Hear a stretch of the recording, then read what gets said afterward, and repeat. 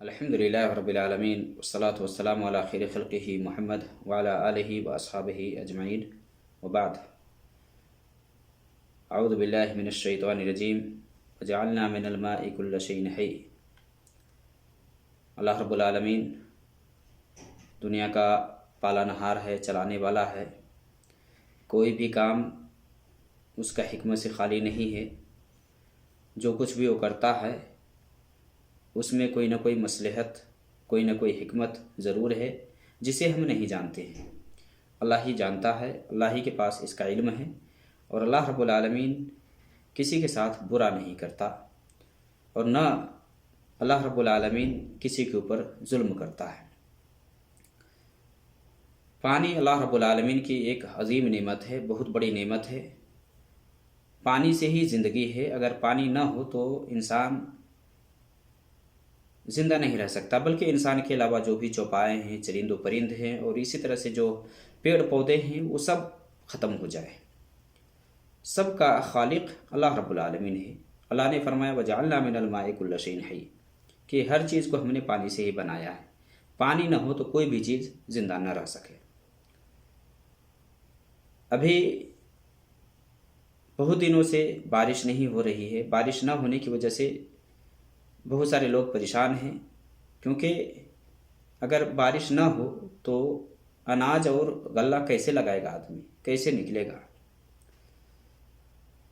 جس کی وجہ سے بہت ساری جگہوں میں لوگ پریشان نظر آتے ہیں، اور بہت ساری جگہوں میں تو ایسا بھی ہے کہ 1 سال سے بارش نہیں ہو رہی، بلکہ پینے کا جو پانی ہے وہ بھی اب سوکھنے کے قریب میں ہے۔ تو میرے بھائی، اللہ رب العالمین دنیا کا چلا رہا ہے، وہی خالق ہے۔ وہ جو چاہے گا وہ کرے گا، اسے کوئی روک نہیں سکتا ہے۔ قحط سالی کا آنا یہ ایک عذاب ہے اللہ کی طرف سے۔ اللہ رب العالمین چونکہ پانی کا مالک ہے، سب کچھ کا مالک وہی ہے، وہی پانی برساتا ہے۔ وہ اگر روک لے تو ظاہر سی بات ہے کہ کسی بھی چیز کو ایک گھونٹ بھی پانی نہ ملے۔ تو قحط سالی یا پانی کا رک جانا یہ اللہ کی طرف سے ایک آزمائش یا عذاب کہا جا سکتا ہے۔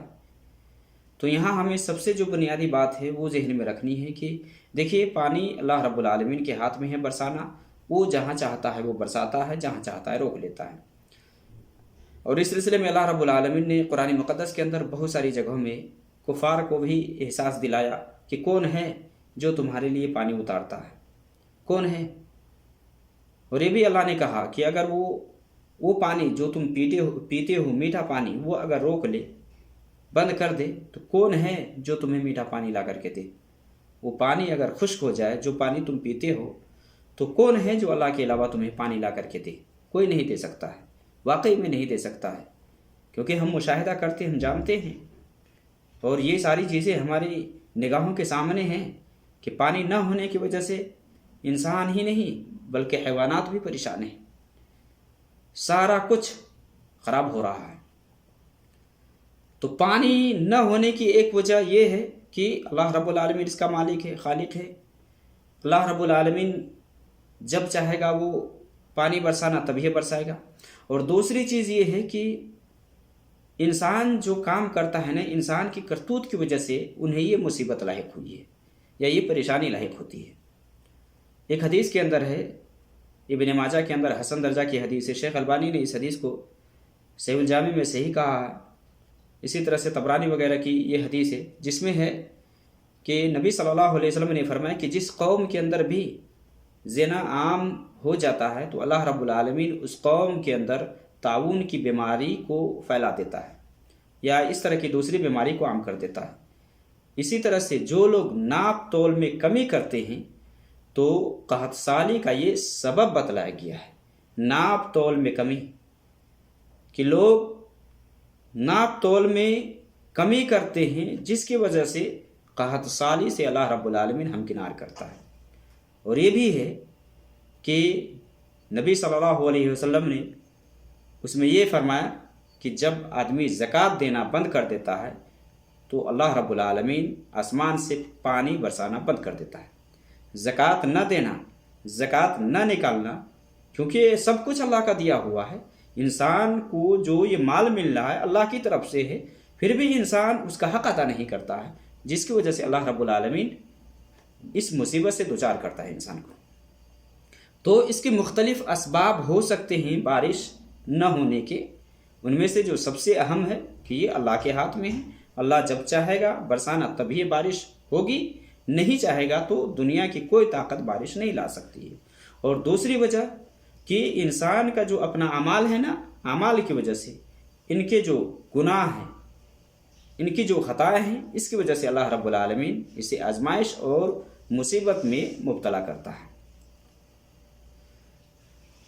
बारिश न हो या कहत साली का सामना हो जाए तो क्या करना चाहिए इंसान को? तो इंसान को ऐसे मौका से चाहिए कि फ़ौरन अल्लाह रब्बुल आलमीन से आजिज़ी और इनकिसारी के साथ दुआ करे, रो कर गिड़गिड़ा कर अल्लाह के सामने बेबसी का इजहार करे, अल्लाह से मांगे, अल्लाह की तरफ रुजू करे और ये कहे कि अल्लाह तू ही बारिश देने वाला, तेरे अलावा कोई बारिश नहीं दे सकता है, तू ही पानी देने का मालिक है, तू ही पानी दे, तेरे अलावा कोई नहीं दे सकता है। तो आजिज़ी और इनकिसारी से बंदा अल्लाह की तरफ रुजू करे। इसी तरह से तौबा इस्तिग़फ़ार को लाजिम पकड़ ले, कसरत से अल्लाह की तरफ तौबा इस्तिग़फ़ार करे। जैसा कि कुरान करीम के अंदर अल्लाह रब्बुल आलमीन ने नूह अलैहिस्सलाम की कौम के बारे में फरमाया कि नूह अलैहिस्सलाम अपनी कौम से क्या फरमाया? फ़क़ुल्तु इस्तग़फ़िरू रब्बकुम इन्नहु कान गफ़्फ़ारा युरसिलिस समाअ अलैकुम मिदरारा व युमदिदकुम बिअम्वालिन व बनीन व यजअल लकुम जन्नातिन व यजअल लकुम अनारा। कि नूह अलैहिस्सलाम ने अपनी कौम से फरमाया कि अल्लाह से तौबा इस्तिग़फ़ार करो। फ़क़ुल्तु इस्तग़फ़िरू रब्बकुम इन्नहु कान गफ़्फ़ारा, वो बहुत ज़्यादा बख्शने वाला है, उससे तौबा इस्तिग़फ़ार करो। युरसिलिस समाअ अलैकुम मिदरारा, आसमान से मूसलाधार बारिश बरसाएगा। व युमदिदकुम बिअम्वालिन व बनीन, मालो औलाद में बढ़ोतरी कर देगा। जन्नत और बागात और नहरें जारी कर देगा। तो अल्लाह की तरफ रुजू करने की ज़रूरत है, अल्लाह से तौबा इस्तिग़फ़ार करने की ज़रूरत है। और तीसरी वजह है या तीसरी बात इसके हवाले से कि बंदा अपने अंदर तक़वा पैदा करे, अल्लाह का खौफ, अल्लाह का डर पैदा करे, अल्लाह रब्बुल आलमीन से डरे कि अल्लाह रब्बुल आलमीन ही खालिक है, उससे डरना चाहिए और उससे डरने का हक़ बनता है कि बंदा अल्लाह से डरे, खौफ खाए। अगर इस तरह से बंदा अल्लाह का खौफ, अल्लाह का तक़वा अपने अंदर पैदा कर लेगा तो अल्लाह ताला आसमान और ज़मीन के बरक़ात को खोल देगा। कुरान में अल्लाह ने फरमाया लौ अन्न अहलल क़ुरा आमनू वत्तक़ौ लफ़तहना अलैहिम बरकातिम मिनस समाई वल अर्द, कि अगर बस्ती वाले अगर ईमान ले आते, तक़वा इख्तियार करते, अल्लाह से डरते, तो अल्लाह रब्बुल आलमीन फरमाता है लफ़तहना अलैहिम बरकातिम मिनस समाई वल अर्द, हम आसमान और ज़मीन के बरक़ात खोल देते इनके लिए। तो तक़वा इख्तियार करने से अल्लाह रब्बुल आलमीन बारिश देगा। इसी तरह से मुआशरे के अंदर, माहौल के अंदर, गांव समाज के अंदर इस्लाम को नाफिज किया जाए, कुरान और हदीस का निफाज हो, इसकी वजह से अल्लाह रब्बुल आलमीन रोज़ी देगा बंदों को, नीचे से भी ऊपर से भी। जैसा कि अल्लाह रब्बुल आलमीन ने यहूद के बारे में फरमाया कि अगर ये लोग अगर तौरात और इंजील और जो कुछ इसकी तरफ अल्लाह की तरफ से उतरा है, इसको अगर ये नाफिज कर लेते, इस पर अमल कर लेते, इसको अपना लेते, तो अल्लाह फरमाता है कि ये लोग नीचे से भी खाते और ऊपर से भी खाते। तो ये असबाब है। इसी तरह से आदमी के पास है तो हस्ब इस्तिताअत अल्लाह की नाराज़गी को दूर करने के लिए, अल्लाह के गज़ब को दूर करने के लिए आदमी सदका तो खैरात करे। सदका तो खैरात करने से भी अल्लाह रब्बुल आलमीन खुश होता है, और जब अल्लाह रब्बुल आलमीन खुश होता है तो अपने बंदा को फरवानी के साथ देता है, बेहिसाब व किताब देता है। सही मुस्लिम में नबी सल्लल्लाहु अलैहि वसल्लम की हदीस है कि एक आदमी बनी इसराइल का था जिसके पास एक बाग था। उस बाग के गल्ले को वो 3 हिस्सों में तकसीम करता था। 3 हिस्सों में जो अनाज, जो गल्ला निकलता ना, उसको 3 हिस्सों में तकसीम करता। एक हिस्सा बाग के ऊपर ही खर्च करता और दूसरा हिस्सा अपने घर वालों के लिए अपने ऊपर खर्च करता और तीसरा हिस्सा ये अल्लाह के रास्ते में खर्च करता, जिसकी वजह से अल्लाह रब्बुल आलमीन उसके बाग के लिए खुसूसी तौर से पानी उतारता। ये सब असबाब हैं कि जिसकी वजह से आप अल्लाह से पानी तलब कर सकते हैं, मांग सकते हैं, और अल्लाह रब्बुल आलमीन दे सकता है। अपने अंदर تقوی اختیار کرے، اللہ کا خوف ڈر پیدا کرے، معصیت اور گناہ سے پرہیز کرے اور اللہ کی طرف رجوع کرے، توبہ استغفار کرے، صدقات و خیرات کرے، اللہ سے کثرت سے مانگے عاجزی انکساری کے ساتھ۔ جو بھی پریشان حال ہے اللہ کی طرف رجوع کرتا ہے تو اللہ رب العالمین اسے دیتا ہے، اللہ رب العالمین اس کی پریشانی کو کھول دیتا ہے، ختم کر دیتا ہے اور آسانی لا دیتا ہے۔ تو اس پریشانی کو، قحط سالی کو، پانی نہ ہونے کی جو یہ حالت بنی ہوئی ہے، اس کو دور کرنے کے لیے یہ سب اسباب اختیار کرنے چاہیے انسان کو اور اللہ کی طرف اپنے رب سے رجوع کرنا چاہیے۔ پانی مانگنے کے لیے کہ اگر پانی نہ ہو، قحط سالی پڑ جائے یا پانی محسوس کرے بندہ، پانی کی ضرورت ہو، تو پانی طلب کرنے کے جو طریقے ہیں اس میں سے ایک ہے کہ آدمی خصوصی طور پر دعا کرے، دعا کر کے اللہ سے پانی طلب کرے، پانی مانگے، جیسا کہ نبی صلی اللہ علیہ وسلم سے ثابت ہے۔ نبی صلی اللہ علیہ وسلم ایک مرتبہ جمعہ کا خطبہ دے رہے تھے، ایک دیہاتی آئے اور کہے کہ نبی صلی اللہ علیہ وسلم اللہ سے پانی کے لیے دعا کر دیجئے، پانی نہ ہونے کی وجہ سے مال مویشی سب کچھ برباد ہو رہا ہے۔ نبی صلی اللہ علیہ وسلم نے وہی دعا کی، خوب بارش ہوئی۔ تو آدمی دعا کرے۔ اسی طرح سے پانی طلب کرنے کے لیے ایک خصوصی طریقہ اسلام نے بتلایا ہے، نماز جو استسقاء کے نام سے اس نماز کو جانا جاتا ہے اور اس کو نماز استسقاء کہا جاتا ہے، یعنی پانی طلب کرنے کے لیے خصوصی ایک نماز پڑھی جاتی ہے۔ اس موقع سے خصوصی طور سے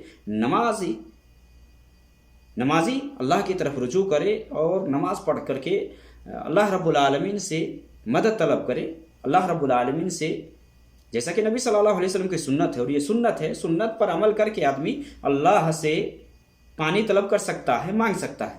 تو پانی طلب کرنے کے لیے ایک تو ہے کہ آدمی دعا کرے، انفرادی طور پر دعا کرے، ہر آدمی دعا کرے، کثرت سے اللہ کی طرف دعا کرے، یا اجتماعی طور پر بھی جمعہ کے دن اگر جمعہ کی نماز ہو رہی وہاں اگر امام دعا کروا دیتا ہے تو بھی حرج کی بات نہیں ہے، نبی صلی اللہ علیہ وسلم سے جیسا کہ ثابت ہے۔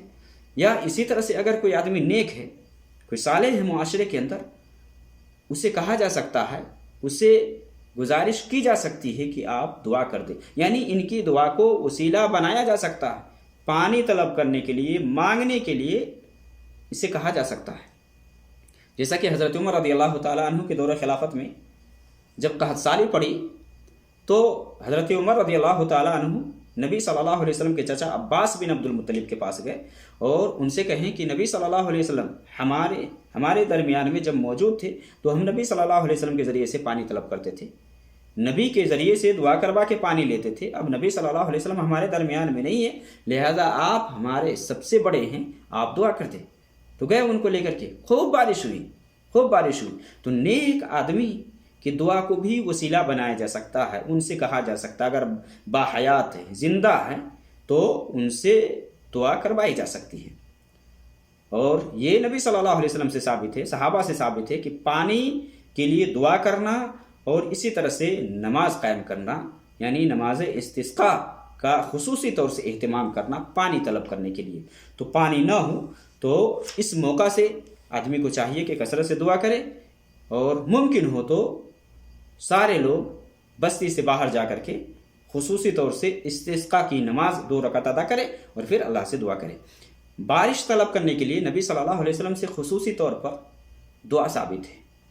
ان دعاؤں کو، یعنی نبی صلی اللہ علیہ وسلم سے جو دعا وغیرہ ثابت ہے، ان الفاظ کے ذریعے سے اللہ سے مانگا جائے، اللہ کی طرف رجوع کی جائے، کیونکہ نبی صلی اللہ علیہ وسلم یہ جوامع الکلم دیے گئے تھے۔ نبی صلی اللہ علیہ وسلم کی زبان سے جو الفاظ نکلے ہوئے ہیں ان الفاظ کے ذریعے سے دعا کرنا یہ زیادہ مؤثر ہے، زیادہ برکت کا حامل ہے، یہ کہ قریب ہے کہ اللہ رب العالمین اس کو بارش سے شراب کر دے یا بارش دے دے، جو الفاظ نبی صلی اللہ علیہ وسلم سے وارد ہے، کئی ایک الفاظ نبی صلی اللہ علیہ وسلم سے ثابت ہے، تو ان دعاؤں کو خصوصی طور سے کثرت سے پڑھا جائے، کیا جائے۔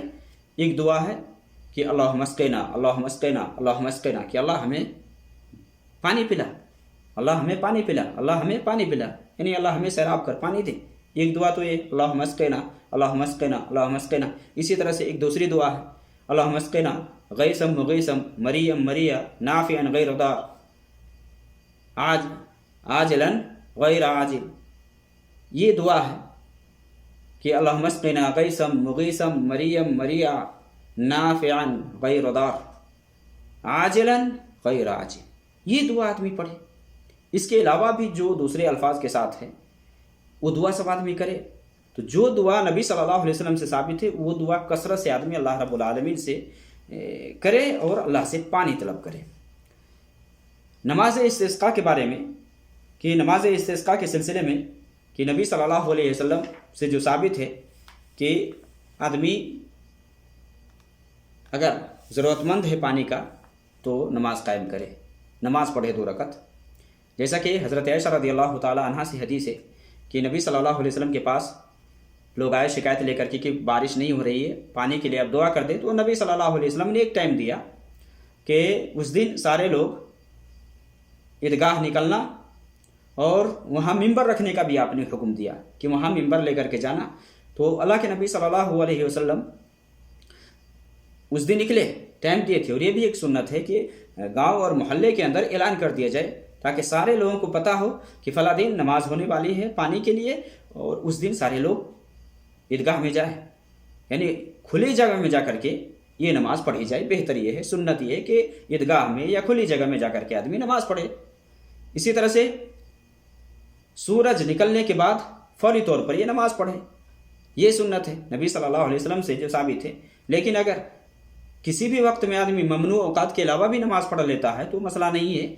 लेकिन नबी सल्लल्लाहु अलैहि वसल्लम से जो साबित है वो ये है कि सूरज तुलू होने के बाद वो 2 रकत नमाज पढ़े। नबी सल्लल्लाहु अलैहि वसल्लम से जब कहा गया, अल्लाह के नबी सल्लल्लाहु अलैहि वसल्लम निकले, गए ईदगाह और मिंबर आपके लिए रखा गया था। और इस्तिस्का की नमाज के लिए जब आदमी निकले तो इसके लिए जो आदाब है वो ये है कि आदमी पुराने कपड़े में जाए और आजिज़ी और इनकिसारी के साथ जाए। आजिज़ी और इनकिसारी, अपने ऊपर गुर्बती का इजहार करे कि ये लाचार हैं, ये बेबस है, अल्लाह रब्बुल आलमीन ही मालदार है, उसके अलावा कोई नहीं है। फिर वहाँ जा कर के आदमी अल्लाह से दुआ करेगा, अल्लाह से मांगेगा। तो सबसे पहले वहाँ पहुँचने के बाद आदमी क्या करेगा? खुतबा सुनेगा, इमाम खुतबा देगा।